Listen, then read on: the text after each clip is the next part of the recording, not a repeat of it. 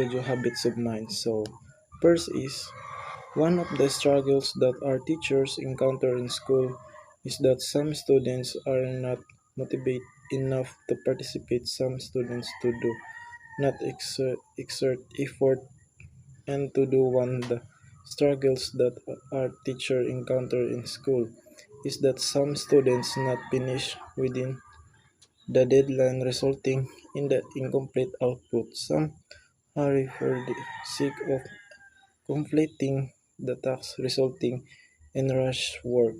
So in teaching art it is important to understand that some students are learn not only to the final artwork but also to the process of creating. This process can be explained using the 8 Studio Habit of Mind. So, alamin natin ngayon kung ano ba talaga itong 8 Studio Habit of Mind. First is, ang 8 Studio Habit of Mind. Ang 8 Studio Habit of Mind ay isang paraan sa pag-iisip sa paggawa ng mga halintunin ng bawat estudyante. Sa 8 Studio Habits of Man ay mayroong 8 na 8 Studio Habits of Mind. Number 1 is develop craft, and number 2 engage in process and envision. So express, observe, reflect, stretch and explore, understanding art world. So develop craft, kasanayan or paggamit ng isang teknik sa pagtuturo upang mas mapabilis na maintindihan ng bawat estudyante kung ano ba yung teknik na ituturo mo sa kanila. And engagement process is pagiging masipag, hindi basta-basta sumusuko sa mga students mo na pabayaan sila. Dapat ay mayroon silang talagang maiintindihan. And then number 3 is envision. So kakayahan or pag-iisip ng mga plano sa pagtuturo. So before you start to teach sa ibang mga students, so alam mo na talaga kung saan yung may patutunguhan ba yung pagtuturo mo sa kanila or wala. And then number 4 is express.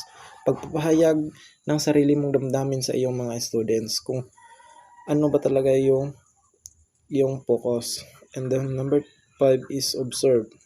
Maingat mong pinagmamasdan ang iyong mga students kung may natutunan ba sila sa iyong pagtuturo or wala. Sa ganung paraan is mas mapabilis mo silang maobserbahan kung may natutunan ba sila sa iyong pagtuturo. And number 6 is reflect. Pag-iisip at pagsusuri kung ano ba ang magandang gawin mo sa iyong mga students. And number 7 is stretch and explore. Pagsubok ng mga bagong idea at pamaraan. And number 8 is understand art world. Pag-unawa sa kalagahan ng isip ng tao or mga estudyante sa kanilang mga ginagawa. Sa 8 Studio Habit of Mind ay mayroong 8 na halintunin. And next is children engage more in their art creation process if they love and believe in what they do. So, as an elementary art teachers, it is important to sensitive with your students' truth and feelings. The goal of artwork young students is for self-expression.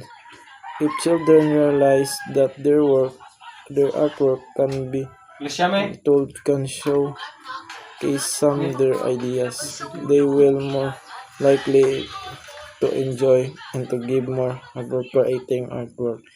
And where do get these ideas? This can come from their personal experience and feeling and encounter from their environment. So, ang some of students ay lalo na sa kanilang artwork is malalaman mo talaga na yung iba is may gusto sa art yet yung iba wala, kasi yung art is nakabase lang kung hilig mo ba ito or hindi. Sa madaling salita, ang 8 Studios Habits of Mind ay tumutulong sa mga estudyante or bawat students na makapag-iisip or bibigay sa kanilang utak ng critical thinking ng at mapabuti ang mapabuti ang kanilang pag-iisip. Next. Ayon dito, bawat daw bata ay nagiging masipag sa kanilang gawain sapagkat ang ibang bata ay kapag nasisipagan sila sa paggawa kapag ang ginagawa nila ay ito ay gusto nila at naniniwala din sila sa kanilang sariling kakayahan. So based sa kanilang kakayahan, so please hindi natin sila i-judge kung saan lang yung makakaya nila kasi bata pa sila at marami silang kaya na hindi kaya rin ng iba at nararamdaman nilang ipinapahalagan sa kanila kapag ang kanilang idea ay galing sa mismo sa kanilang mga damdamin at isipan. Ang layunin ng It Studio Habits of Mind ay para sa mga bata na nagpapahayag sa kanilang mga sarili na kung saan ito ay nagbibigay sa kanila ng mga idea at karanasan at mga damdamin kung paano malalampasan ang isang pagsusuri. Is Mel C. Artworks. Si Mel C. proudly present her artwork about herself. She thinks that letter M, which is the first letter of her name, children take pride of their work and then to engage more if the topic is about or their interest. So,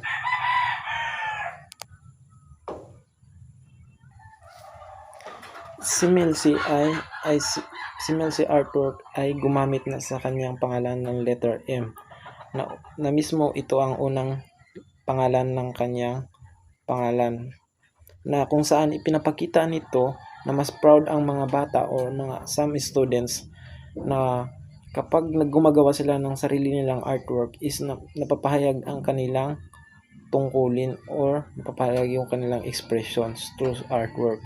Mas masigasig silang gumagawa kapag konektado ito sa kanilang sarili or sa kanilang buhay ang artworks.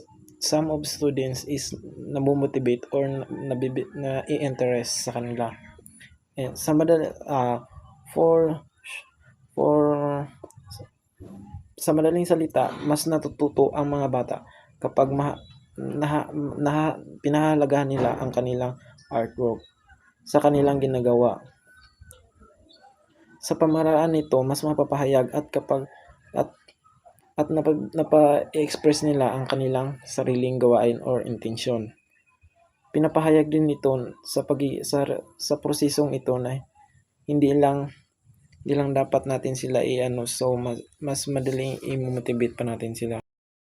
So, ang report ko ay about sa kidlat. So, kidlat case side in Mason reading his bicycle and park in UP, letting students talk about their own experiences, stories, and giving them opportunities to put in their work and engage them a lot in the process of art creation. So, sinabi niya dito is namimiss niya ang pagbisikleta sa parke ng UP.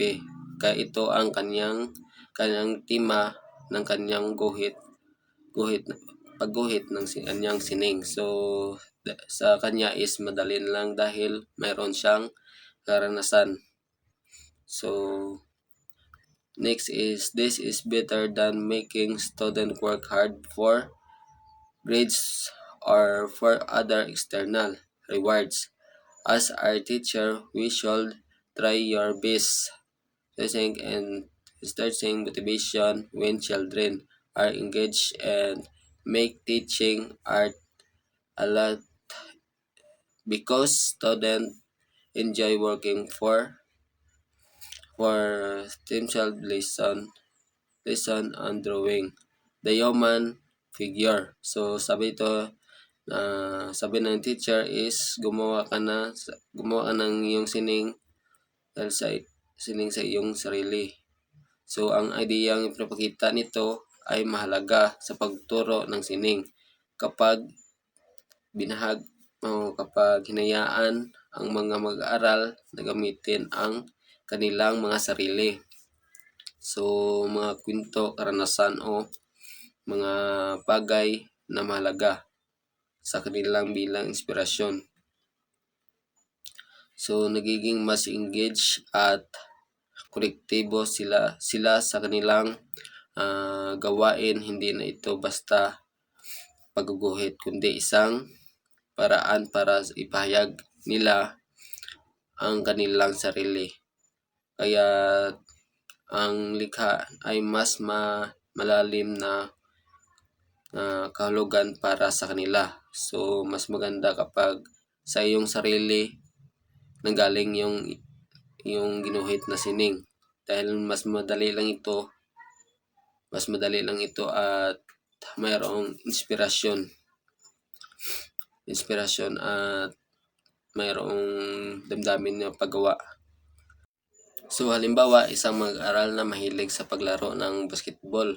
So gumawa siya ng isang poster na nagpapakita ng kanyang sarili na naglalaro ng sa kanilang court. So kasama niya ang mga kaibigan, kasama ang mga tanawin ng mga ilaw sa gabi at ang mga tagapagmana ng nanonood. So dahil dito, ang paggawa ng sining ay mas maganda kapag sa iyong sariling karanasan ng galing, dahil ang iyong ginuhit na sining ay mas madali ito at mayroon itong damdamin at inspirasyon. So next is when introducing a lesson, an artist technique or concept is an important to use different process approaches and relate how these are relevant and daily lives. Also keep in mind what the artist or culture that you are featuring also got their inspiration based on their own thought and experiences, so they will have more understanding of why should they also put some heart into their own creation. So dito naman is ang teksto ay nagsabi na mas mabuting pagsiglahin ang intrinsic motivation or pagayak na nagmula sa loob ng individual na mga mag-aaral sa sining.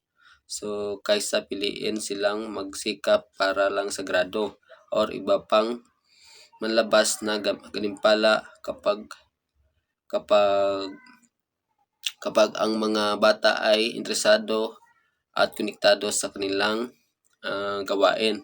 So dahil dito ay mas madali lang ituturuan dahil sila mismo ay sinasayahan sa paglikha or sila ay residido sa pagguhit ng sining. So sa pagpapagawa ng sining sa iyong mga estudyante ay dapat ikaw na yung magdala ng mga larawan ng kapaligiran at dapat yung gagamitin mo na camera ay yung mas maganda para ang kanilang makita at mas ma-afford nila kung paano nila iguhit. So dapat ay pag magturo kayo sa inyong mga estudyante ay dapat wag mo silang limitahan o hayaan mo sila kung ano yung kanilang iguhit na kanilang nakita na larawan para makita mo kung ano ang kanilang estilo sa paggawa ng mga sining or pagguhit. So dito is yun yung pagpaturo ng pagguhit ng sining sa iyong mga kuan estudyante.